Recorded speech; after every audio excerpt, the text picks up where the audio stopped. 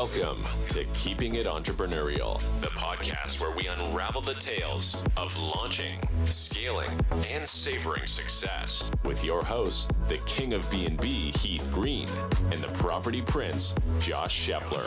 Come along as we share our experience launching and scaling a seven-figure property management business that we built and sold, along with candid conversations with remarkable entrepreneurs who've mastered the art of business and have an unbridled spirit for entrepreneurship.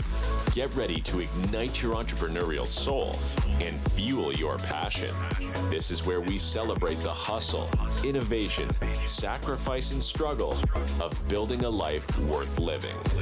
This is Keeping It Entrepreneurial. Welcome back, everybody, to another episode of Keeping It Entrepreneurial. Today, we are going to be doing some takeaways. We just recently took a trip out to Las Vegas to the Family Reunion Keller Williams conference, one of the biggest real estate conferences of the year. We had the privilege to hear Tony Robbins and Mel Robbins speak. And we wanted to give our biggest takeaways from those. We've got a special guest with us today. Our dear friend, Jamie Lindsay, is here today. Welcome. Jamie's been leading and in leadership for over 21 years and leading over 20 people. So she has quite a bit of experience leading others. She joined us in our trip to Vegas and is going to share her takeaways today. We thought it was so interesting how we all three took different sets of notes and had a different perspective on every single speaker and chose our own favorite. So yeah, let's just jump into it, guys. I have a ton of notes. I know you guys do too, so we will not keep you guys waiting. I know this was a bucket list for me because I wanted to hear Tony Robbins speak for years. We had the privilege to hear him for 3 hours. Most of his seminars are over 6 days, but I don't know about you guys, but it was filled with electric energy. And I don't know if I could sustain 6 full days of jumping and hooting and hollering and dancing around like we were. What about you guys? Literally like an emotional, physical, and mental workout all jam-packed in 3 hours. No, 6 days I'd had to have a boot camp before for cardio. Yeah. And go to physical therapy and just get prepared. For anybody who doesn't know Tony Robbins, then you've probably been literally living under a rock, but I'll give you just a little summary. But he's an author, 6 international best-selling books. He's a coach, speaker. He's coached literally some of the most famous people in the world, from Princess Diana to kings to queens, presidents, Nelson Mandela, Mother Teresa, Oprah, one of my favorites. He's most known for his seminar, Date with Destiny, Unleash the Power Within, and his business mastery classes. What I thought was so honorable for him to mention and what he's so proud of is to date, nearly 850 million meals have been raised through Tony's 1 billion meals challenge with Feeding America. And he's on track to hit that 1 billion in 2025. More than 4 million have attended his seminars, making him the #1 personal and professional development leader of all time. So that is Mr. Tony Robbins. So let's just jump into it. Yeah, I could not believe as soon as he brought out the music, and I knew we were in for it when the drums came out and they were, I don't know, glow in the dark, whatever it was. I was ready for it. Yeah, I mean, he also had just recently had surgery due to a bone spur and was in a sling and off pain medication so he could be 100%. I mean, I can barely go with a stub toe, let alone a major surgery. So, yeah.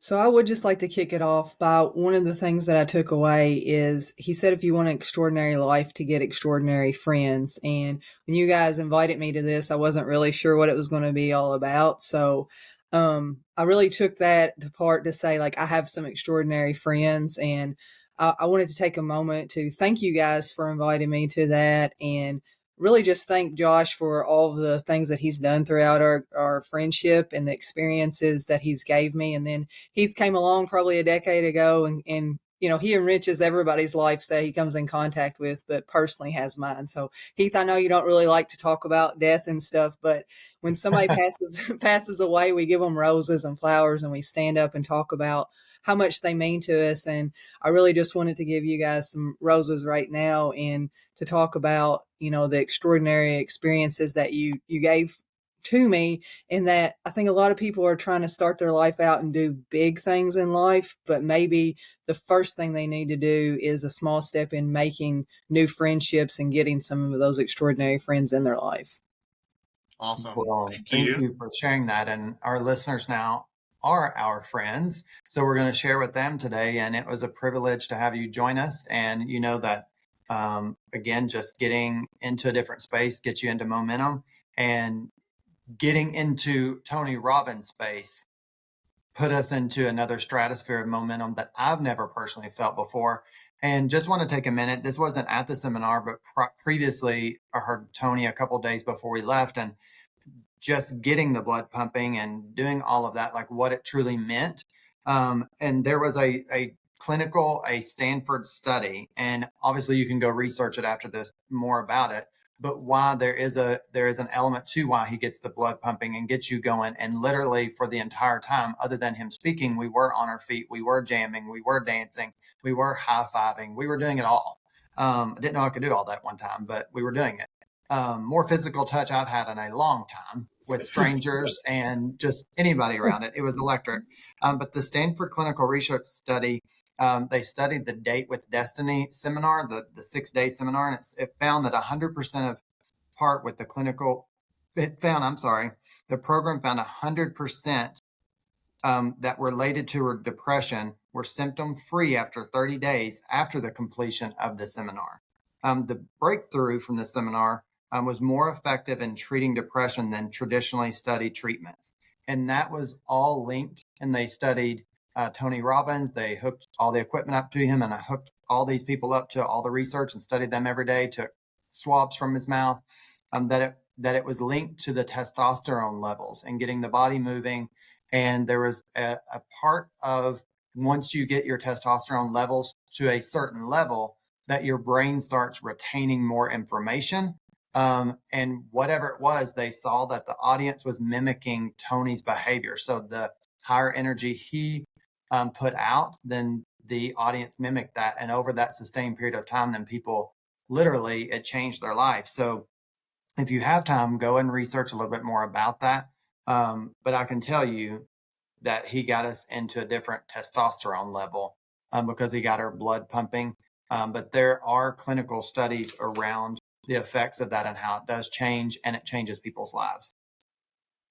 Yeah. I mean, it was one of the most exhilarating things I've ever sat and listened and been a part of. I mean, you were never bored. You were always just the moment you thought you were getting in the zone, it was nope, you're back on your feet, you're hugging, you're acting, you're doing something crazy with a neighbor that you don't know. But like you said, I mean, it was between the music and the engagement and just the presentation that he gives, you continuously were listening, diving in. You never were bored. It did not feel like 3 hours. It literally felt like an hour. So yeah, I'm super excited to kind of dive into now a little bit about what we took away. Who wants to start?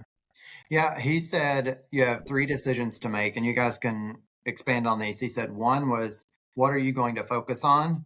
2 is, what does it mean? And 3, what action are you going to take? And under what are you going to focus on? He said, whatever you focus on, you feel. And focus equals feelings. And one thing I wrote down that resonated with me, it said, we don't experience life. We experience life that we focus on. 100%. Yeah, I just made a social media post about that the other day because that really resonated with me. And what he also said was focus equals feeling. So no matter if it's true or not. And I think sometimes, you think you're feeling a certain thing and you're like, but this is not true. But in reality, the more you focus on, what you focus on expands, it becomes true. So even if it's something that you allow yourself to enter once, if you continue to focus on, that is going to become your reality and you're not going to be able to escape it, even if it's not the truth. And I think oftentimes entrepreneurs kind of do that with their business or things that are kind of going on in life. We allow certain things or doubts or fears to enter our mind, and that becomes the narrative that we continue to tell ourselves. And in reality, just like Jamie even spoke when she just, gave those kudos to Josh and I at the beginning, sometimes we don't take the opportunity to listen and feel what others truly feel or what the reality is around us. We make a true reality up in our head because that's what we're feeling. Yeah, the part where he said that your worst day could be your best day depending on how you use it. I think sometimes when we're in that, we think, oh my goodness, like I'm not going to get over this. But I've really learned from whenever things are hard. Usually if everything's smooth sailing, that's not when you learn the big life lessons. But when you're going through a hardship, you have great takeaways from that, either that you share with yourself later on in life, but then you can also share that with somebody else later on as well. Yeah, and we'll get into this later, but he said you get rich in winter. In winter are the hard times. I love that. But the best piece about it is about your focus is that he said you can take control of your focus. And I think that's where most people, if they get into a slump or they get into those moments that if you're focusing on something negative, the good news is that you can take control of it and change your focus. Because again, focus equals feelings. But then what does it mean? Yeah, I mean, for me too, one thing that he said was life is about contribution. And I kind of tied that into what you focus equals feeling, because if you're always contributing and enriching someone else's life, you're focusing on the positive, you're focusing on change, you're focusing on the good. You're not allowing the noise or the exterior of what's going on around you that you personally cannot control to affect your life or those around you. And I think that's really important is as long as you're contributing to other people's life, enriching them, you never know if somebody's needing something. I mean, something we always joke with at the office, even if, you get a phone call, you don't know what someone on the other line is going through. They can feel that energy over the phone. Answer the phone as if you're smiling and happy, because you're going to be contributing to their life, even if it's just a simple phone call. So I think when you keep that in the back of your mind and you're always focusing on how you're contributing or enriching others' lives, you're allowing your feeling of positivity to control your life. So you're going to chase your destiny. When he said that motivation was like a warm bath, a bath is something that we should already be doing. That was like one of the first things that I wrote down. And I was like, wow. And we spoke about like, if you're showing gratitude, it's hard to have a bad day. And I kind of thought about as a child, like jumping on a trampoline and getting that momentum. Like if you think about that, there's no way you can be on a trampoline and not smiling. So I just kind of take that feeling and think about when you have that momentum, like it's hard to be sad when you have momentum.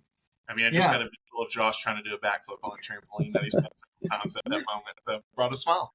Well, anytime like I've ever felt my life out of alignment, it's because I've been focusing on me. And in order to get back in alignment, then you just have to go and serve others at a super high level. And studying so many people that are top level entrepreneurs and Tony Robbins, and speaking about 850 meals, he has spent his whole life focusing on other people and going out and changing his mindset. So I think all of that, switching your mindset from serving yourself to serving others, it just changes the focus. And when you do that, like you said, it just makes you happier and then puts things into perspective. Number two. Oh, go ahead. His number two said, what does it mean? And I wrote down, we can control what that means. And it goes back to take control of your focus. So you can write the narrative of truly what that means. His number three said, what action are you going to take? And that goes into what Jamie just said or I think maybe Heath, you just said it, is your worst day can be your best day. I can't remember who just said that. Jamie said that one. But just to go back to number two really quick, when it said, what does something mean? He said, is this the end or is this the beginning? And I think oftentimes you have to think about that when something happens in your life, both positive or negative. Is this the end or is this the beginning? And I think if you're always thinking that your best days are ahead, and this is just the beginning of something else, your feeling is what you control your actions on how you're going to respond to something. Yeah. I know we're going to get into seasons in just a second, but I'm trying to hold back on it because it was I think if you were at that seminar, like it was probably a takeaway for everybody, but sometimes we're doing the right thing in life. It's just the wrong season. And that was a big takeaway for me is like, you can feel like I'm doing everything right, but maybe it's just not your season that you're in for life. Yeah. And that's such a good point, because I think people compare their season to other people's seasons, and that's where they get overwhelmed or they give up. But you just have to take it from where you're at. And his point in that is doing the right things and being appropriate in the season is going to set you up for the next season of life. Yeah, we'll get into. I always like a good analogy. So I was just sitting back and thinking about, I may have a favorite jacket that I wear during the winter time. and it serves its purpose. But if I try to wear that same jacket in the summertime, it's not going to feel right for me. And it's not that I'm just going to throw away that jacket. It served me in the season I needed it in, but I just don't need it for the next season of my life. And to kind of piggyback on that, I mean, he said, he opened it up. He says kind of what drives you in the good times and the bad. And I think if you kind of always go back to that internal compass on what's driving you in life, because like Josh mentioned, meals is a huge thing for him. And he gave the whole backstory on that. But if you have that basis, no matter what's going on around you, no matter the season that you're in, if you know what's driving you forward, you're able to kind of stop, pivot, and continue. So going back with that about your focus, I took a note that this, I think it's so appropriate because, you know, we all get caught up in going to whatever season we are to the next season, that we're in a rush to chase a life. And he said, about focus is take in the moment, not just the future you're trying to create. And I think we all get caught up in not just being appropriate in the moment and being fulfilled in the moment, that there's this idea of creating a life, or are you creating a life, or are you chasing a life? And I thought that, you know, so many people, I don't think they stop and think about that, because you wake up one day and you've been chasing, you think you've been creating a life over the last 10 years, 15 years. And in essence, you've really just been chasing a life. And most of us, if you look at it, you're living a life that you love now, but you just have all these expectations tied to this life that you think you're chasing in the next 10 years, that when you get to year 10 or year 15, that's going to give you the most happiness, or that's where you're going to be the most fulfilled. So I love that. And that all goes back to what he said, is that's your focus and like what you're truly focusing on. And I think it has to do with your patterns. A lot of times that's your patterns that you're stuck in. So, you know, one of the things he said is if you want a new life, change your patterns. And I'm a creature of habit. So like that's very hard for me to break my patterns. But so I've really tried to focus on, if you want something new, then you have to change your patterns. I mean, the definition of insanity is keep on doing the same thing over and over and expecting a different result. So I've got to really focus on like, what are my patterns that I'm doing that I need to change? And that's, you know, being intentional, because, you know, we love a good pattern. We love a good pattern. But with patterns, and he said 80% is mindset and 20% of that is strategy. And being intentional and knowing what your patterns truly are. And he said you must prime your nervous system. So, you know, there's nothing wrong with patterns. And the one interesting thing that he said about the number one pattern, which was what you have or what you're missing, was most overachievers focus on what's missing. But because that's all that they focus on, they never fulfill happiness. Mm-hmm. Yeah. And I thought that was really important, because just kind of to piggyback off what you said earlier is, you know, as you're in that grind of continuously building and moving forward and enriching your life and building a big life, if you're not enjoying what you have now, what's going on around you and what you can bless yourself and others with, you're always chasing something that you're never really going to fulfill, because you're looking for something that's missing, whether it's in a system or your life or whatever that might be. So I thought that was kind of interesting. For sure, guilty of that. Like I'm guilty always, yeah, I definitely will focus on what I'm missing. And, you know, so that was a key takeaway for me as well. Well, he said, you know, part of that focus is like we overestimate what we're going to do in a year and underestimate what we can get accomplished in 5 years. And I think that's really important, because most people, even when they set their goals and their intentions for the year, that I just recently heard this on a podcast, that it said that most people, if they aren't on track within the first 16 days of the year, which is crazy to me that they would do such a short measurement, that they give up on their goals for the rest of the year. And so if you overestimate what you can do in a year, you're definitely going to give up on your goals for the next 5 years. So if you look back and you reflect on your life, then you've probably accomplished way more in 5 years than you ever thought. But that 1 year, you've overestimated how much you could get accomplished, whether that is relationships, how much weight you want to lose, whatever it is. I thought that was really important. And what really struck out to me too is how he set his goals around his life. And that was in increments of 10.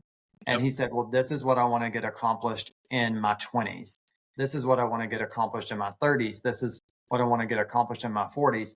Because as you guys know, Heath doesn't know yet, but what you value and what season you're in your 20s is much different than it is in your 30s.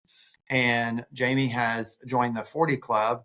I'm, tickling. Knocking on the door. Yeah, I'm knocking on the door of the 40 club. Those intentions are going to be much different than they were in my 30s and in what season I'm in. And I think that's where personally right now I'm in such a back and forth of my goals, because this 40 season is going to be much different than my 30s. And just jaw dropping when I seen the seasons, I'm like, oh my, I'm almost into another season. And of course then my mind already started going back to, I didn't accomplish enough in the summer season that I'm in right now. I'm almost moving into another one. So I kind of felt a little bit of panic. You got to pull out that new jacket, sis. Yep. One thing that I also thought I really liked about when he talked about, laying your life out in patterns and 10-year increments and everything, he goes, ask yourself this question: in 10 years, you will arrive. Where will you be? Yeah, that was awesome. And I thought that was very impactful. And Jamie, you just kind of said this, is as you're entering into a new season, you're thinking of all the things that you think you have not done. But if you stop and pivot and allow yourself to think of all the things that you have accomplished, I mean, another thing that he also said was, it's never the circumstance, it's always you. You must own that. And I think, as us knowing you personally, Jamie, Josh, obviously a lot longer. Not the personal business. Yeah, and she doesn't like for her name to be called out. Some people they're listening, so I got to direct it to her. But some of the things that you've overcome in your life and the circumstances that you've kind of gone through, you've never allowed the circumstances that you have been put in to define you. You've always allowed yourself to persevere, move forward, and achieve. I just kind of want to personally ask you a question now. Like, did that resonate with you anything, or did you what's a tool that you use to allow the circumstances that kind of are going on, especially in a leadership role, to never define your success? Well, I think, that whenever I think about it is we sometimes want to think we're fighting against others, but we're really not. Like, our biggest battle is we're fighting against ourselves. We can maybe somebody's doing this to me, or it's so-and-so's fault that this happened in my life, but you have the control on how you react to that. And the biggest fight is within ourselves that we have. Yeah, 100%. And, and I think knowing you personally too, and looking at the patterns in your life, you've always been intentional about that, because you've watched the patterns in other people around you in your life, and you did not want to emulate those patterns. And so he said is, you've got to be a student of patterns. And I think if you look at your life, Jamie, you've been a student of patterns, and you've changed those patterns. And I think that can be for anybody. You just have to be aware of that and intentional about what patterns you're living and what patterns you don't want to live. And that goes back to exactly what he said. And he said, asking questions is what makes the difference in the quality in people's lives. And that's asking, what pattern do I want to be in? What pattern am I living? Because how many people, truly say what pattern am I living? They don't even ask themselves. And I don't think they want to ask themselves because they don't like the answer. Because then if you know the answer, then you have to make a change, and change is uncomfortable. But knowing you and Heath and asking that question, you've never steered away from being uncomfortable. You have moved away from it in other ways, but when it comes to controlling your life and your destiny, my perspective has always been that you've moved closer to being uncomfortable so your life can change in a different direction that you've wanted to take it. Yeah, and I really had to move closer to different people in my life. I am a firm believer, I say this all the time, who you surround yourself with, it truly does matter. What does each person bring to the table? And I think sometimes we feel selfish to be do the people at my table bring anything? And if they're not, then sometimes you're at the wrong table. And it is okay to say that. I think it's hard to say that. But, as we learned with another speaker that says, until things are said out loud that need to be said, then sometimes things don't change. And it's hard. Sometimes you have to have some of those hard conversations to say, you're not bringing, to my life what I need. I think we're all on the same wavelength right now, because that was just going to be what I said too, was we all get what we tolerate, Yes. and that's what that is. And just knowing you too, Jamie, you don't tolerate other things that are not going to enrich your life or the people around you. So you always make sure that you're, going back and forth that you said. But then the other thing that really stuck out to me was biography is not destiny. Decision is destiny. And I oftentimes think that we say that the situation that we're in or the environment that we're in is what is contributing or what is a part of or what is because of the situation that's kind of going on. But that's not. It's the decision on how you handle that, get up and walk away, or how you're going to respond to something. Just because it's your biography and what's around you doesn't mean that that has to be a part of your life or your outcome. Yeah, I think of the word responsibility, and the root word of that is response. So, I mean, you have the ability on what response you're going to give, but ultimately you have the responsibility for your life. There is nobody else that is in control of it. Yeah, that is definitely true. And I think we live currently in a world that we're always looking for a scapegoat or a reason to blame it on others, because obviously that's easier. And tying it back into, this podcast and keeping it entrepreneurial is as you go through life, John Maxwell says you don't just go through life, you grow through life. You have to have a massive amount of intentionality and responsibility in order to become who you want to be, and growth is part of that. So yeah, taking responsibility. Part of this, in his whole energy at seminars and having such big energy, he said the number one difference when you're trying to make a change is your energy level. And we all know this, and we've all talked about the energy bus. I don't know if anybody out there has read the Energy Bus, but it's been such a transformational book in my life. I know Jamie's read it, talking about energy vampires, but he said low energy equals low performance. High energy equals high performance. As simple as that. And we're all accountable and responsible for the energy that we bring into any room. And I've always heard, obviously, you can be intentional in a moment before you show up to your coworkers, to your family, to whoever that is, that you have to take the responsibility before you show up and decide what energy level you want to bring into that room. What energy level do you want to bring to your friends at that table? What energy level do you want to bring to your family when you're sitting in the driveway and you've had a really bad day at work and you've had really bad phone calls? But before you get out of that car and you go into your kids, you can decide how you show up and what energy level you bring to them, or when you go to work. Because we all know those people, when you show up to work and their energy level is super down, guess what? Those people are probably going to have low performance, right? And I mean, going back off to focus equals feeling, he said your emotional state is the most important thing in the world, controlled by energy. So you must shift your energy. So, I mean, it's so true. I mean, I can think of people in our lives or that we've worked around before, but there's nothing worse than being on a high and walking in somewhere, especially in a business, and immediately being dragged down because of the energy that's around you and not being able to coach them up. Jamie, leading a team, are there tools or practices that you use to protect your energy or to either kind of elevate the energy in the room for your team? I have to first identify my patterns. There are certain things that I do in the morning. If I get up, I know it's kind of going to, I do not check my work email before I arrive to work, because then I kind of let it predetermine how my day is going to be. And I may already take somebody's tone from the email, and I create all these scenarios before I ever even walk in the door. So when I walk in the door, I kind of just let it be a surprise on, I start checking my emails, but I have no preconceived notions on how I'm going to arrive to work. I try to put on some, what I call happy heart music that makes me feel good, or a positive, uplifting podcast, but I try to get in the right mindset.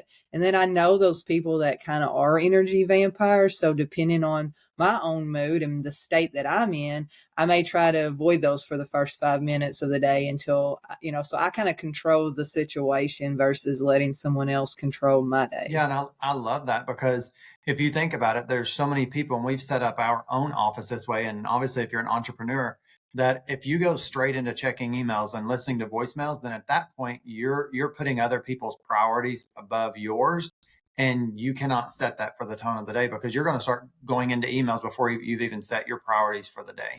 But yeah, he said shift that energy, and that's how you change your life. He said there's 3 skills to master. If you want to change your... Can I just say one thing real quick about energy, because I thought this was kind of cool. He said energy is the base of all progress. And I think oftentimes I can go back to when we were growing, when the energy was down, we felt like, we use the analogy of the plane, that our plane was kind of either leveling out or it was starting to go back down because the energy was being taken down. But he also said energy is a habit. It's a psychology. So, one thing that he said is when you wake up in the morning, ask yourself, what is your energy level? As Jamie said, have rituals or things, whether it's music or podcast or book or reading a journal or journaling, to help elevate your energy. So by the time you enter into your green zone to be in the workforce, that you are as optimal as possible. I will say that I did start journaling this year, and I'm not one to get in my feels all the time. Josh, you definitely know this about me, is I like to kind of keep it all in, but I've really started journaling, and it's helped me get my thoughts out there and then go back and be like, it's okay if you had a feeling about that. Someone made you feel this way. And then I'm able to kind of go back and see those patterns and study those and say, when this happened, I felt this way, and this is what I took away from it and responded. So for me, it's really been big. And what you also is, if you compete, is to conspire together. And I think when you're leading a team or you're a part of a team and you have high energy levels and you're chasing for your goals, when you're in essence competing to stay on top and move forward, you're conspiring together and everybody is moving that bus forward, rather than having one wheel that's being taken off and slowing the progress down. And those high energy level people can sometimes almost come off as annoying. And I have to remember, they're pushing you to be better. So that's one thing I have to be don't be annoyed by high energy, because it's pushing you to be better. It's holding you accountable. Yeah. And it is something, because, people have said to me before, they're like, oh, okay, well, you're coming in like a wrecking ball, or you're coming in like really high energy, but you have to be, you're coming in hot, but you have to bring that energy. And I truly believe energy, you have to be intentional about it. And sometimes as a leader, you might be having a bad day, but you've got to put that aside, because you don't get to decide how you show up to your team. You cannot walk in there and be in a bad mood. You have to you decide that I'm going to show up and be in a positive mood and have that attitude, because it's going to affect the team. And that's why sometimes at the end of the day, you are drained, because you're having to be so intentional to be on a different energy level. But you're, again, taking responsibility for the outcome and the performance, because if you want to show up and be low energy, then you're going to get that low performance. Well, where he was talking about influence and what is your brand, and then he used the example of Bud Light and how they made one bad marketing move and it put a lot of bad taste in people's mouths. So it's the same way with our influence and our brand, is you can come every day and you can sell yourself as a good product, but you can make one wrong move that kind of puts a bad taste in someone's mouth. So it's really important, the influence, because your influence reaches people a lot of times before you even meet them. Yeah, for sure. Well, we are right at our time limit for this episode. This will segue us into another episode. We'll continue this conversation where we will wrap up our takeaways from Tony Robbins and then jump into Mel Robbins. You guys will not want to miss the rest of the Tony Robbins takeaways. And I've got 6 questions from Mel Robbins that will definitely help you to have the best 2024 yet. So stay with us. Thank you guys for listening to this episode, and we will join you guys on the next episode, and Jamie will join us as well. Thank you for tuning in to this episode of Keeping It Entrepreneurial. And be sure to subscribe wherever you heard this podcast so you never miss a future episode. Don't forget to check out the show notes for those actionable items to stay engaged for future episodes and how to stay connected with Josh and Heath. And if you found value in today's episode, leave us a review and please share with others.